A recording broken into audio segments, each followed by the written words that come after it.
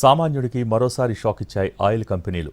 Petrol, diesel తర్వాత ఇప్పుడు CNG ధరల్ని కూడా కిలోకు ₹2 పెంచారు. ఈ కొత్త ధరలు తక్షణమే అమల్లోకి వచ్చాయి. దీంతో ఢిల్లీలో సీఎన్జీ కొత్త ధర కిలోకు ₹83.09కు చేరింది. ఢిల్లీ ఎన్సీఆర్లో అధిక సంఖ్యలో ప్రజలు సీఎన్జీ వాహనాలను ఉపయోగిస్తున్నారు. అందువల్ల ఈ పెంపు లక్షలాది మంది వినియోగదారులపై నేరుగా ప్రభావం చూపుతుంది.